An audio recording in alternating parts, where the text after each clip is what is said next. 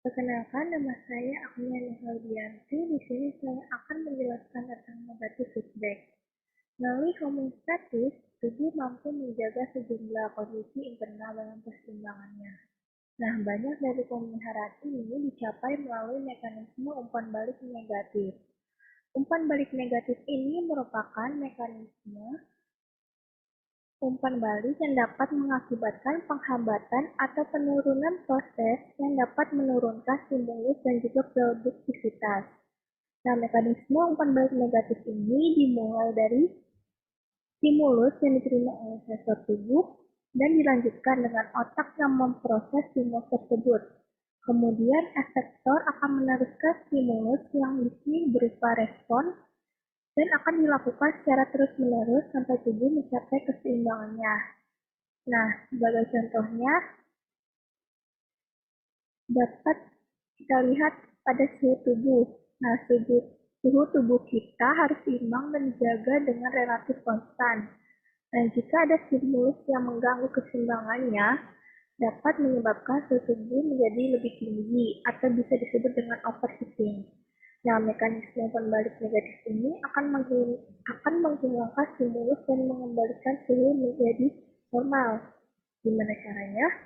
Caranya diawali dengan suhu tubuh yang lebih tinggi dari kadar normal tersebut, yaitu pada rentang 35,6 derajat Celcius sampai 37,8 derajat Celcius, maka otak akan mengaktifkan pemacu stimulus-nya, tepatnya ada di hipotalamus, dengan mengirimkan sinyal ke otot untuk membuka arteriol menjadi lebih lebar, atau bisa disebut dengan vasodilation.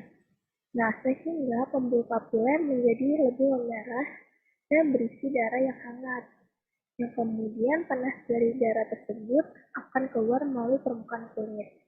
Nah, selain itu, hipotalamus juga mengirimkan sinyal ke kulit, tepatnya ke kelenjar keringat, untuk mengeluarkan keringat, di mana keringat tersebut telah diuapkan oleh panas tubuh dan membantu mendinginkan tubuh. Kemudian, suhu tubuh menurun dan kembali ke keadaan normal, maka pemacu siklus yang ada di hipotalamus tadi juga akan mati dan tubuh menjadi balik ke keadaan seimbangnya. Nah, hal serupa juga terjadi saat tubuh mengalami overcooling atau di mana suatu stimulus yang menyebabkan suhu tubuh turun di bawah normalnya. Nah, maka mekanisme umpan balik negatif ini juga akan mengembalikan suhu tubuh pada normalnya.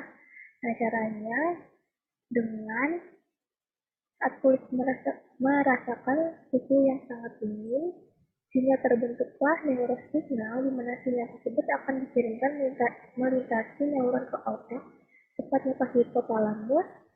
Nah, setelah menerima sinyal tersebut, hipotalamus akan mengirimkan kembali sinyal tersebut ke otot tubuh untuk menyempitkan arteriol yang ada di kulit, atau bisa disebut dengan vasokonstriksi, di mana penyempitan pembuluh darah ini berfungsi untuk mengurangi darah yang mengalir di dekat permukaan kulit menjadi sedikit.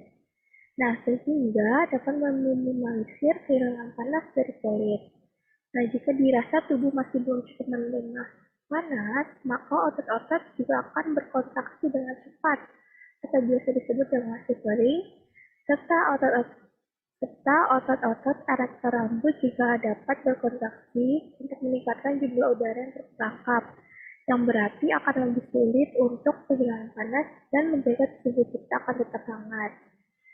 Nah, setelah tubuh kembali ke keadaan normalnya, maka pusat pemacu panas di hipotalamus juga akan mati. Sekian dari saya. Assalamualaikum warahmatullahi wabarakatuh. Perkenalkan, nama saya Muhammad Indra Syahbana dengan NIM 13086 19046 dari kelas Biologi B 2019. Pada kesempatan kali ini, saya akan menjelaskan sedikit materi terkait umpan balik positif atau feedback positif.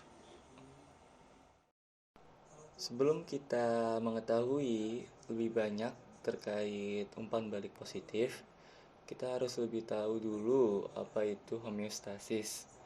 Nah, Homeostasis sendiri merupakan kemampuan tubuh untuk mempertahankan kondisi internalnya selalu pada kisaran yang normal agar dapat menjaga aktivitas fungsi tubuhnya dengan baik. Nah, homeostasis ini dapat dipertahankan dengan adanya mekanisme feedback atau umpan balik. Mekanisme feedback sendiri merupakan serangkaian proses yang dimana respon akan mempengaruhi stimulus. Mekanisme feedback sendiri dibagi menjadi dua macam, yaitu mekanisme feedback negatif dan mekanisme feedback positif. Dan yang akan saya bahas di sini adalah mekanisme feedback positif. Pada gambar kiri merupakan mekanisme yang terjadi pada umpan balik positif, yang mana pada umpan balik positif atau positive feedback, stimulus yang diberikan kepada tubuh akan menyebabkan tubuh memberikan respon yang akan memperkuat perubahan yang sudah ada, atau memberi respon yang sebanding terhadap perubahan yang terjadi. Nah, feedback positif ini khususnya untuk positive feedback loop dapat bermanfaat bagi tubuh ketika tubuh kita memerlukan bantuan yang sangat cepat untuk melakukan sebuah proses sebelum bisa mencapai homeostasis. Sebagian besar dari feedback positif ini tidak terkait dengan pemeliharaan homeostasis tubuh. Dan umpan balik positif ini juga sering mengakibatkan penyakit pada tubuh manusia. Contoh dari umpan balik positif ini yaitu ada pembekuan darah, kontraksi rahim saat melahirkan, dan kanker. Pada slide kali ini, saya akan menjelaskan mekanisme umpan balik positif pada contoh kasus ibu yang melahirkan. Nah, kondisi hamil dan melahirkan adalah keadaan tidak normal yang tidak biasa tubuh rasakan. Namun, dibandingkan mempertahankan keadaan awalnya, tubuh cenderung mendorong proses hamil dan melahirkan agar tubuh bisa kembali ke kondisi awalnya. Ketika persalinan, tubuh akan melepaskan hormon oksitosin.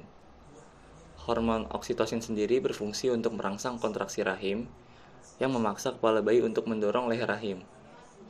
Nah, hormon oksitosin sendiri akan terus dilepaskan agar otot bekerja ekstrim terus-menerus hingga bayi dilahirkan. Sekian pemaparan materi yang bisa saya sampaikan. Kurang lebihnya mohon maaf. Wabillahi taufiq wal hidayah. Wassalamualaikum warahmatullahi wabarakatuh.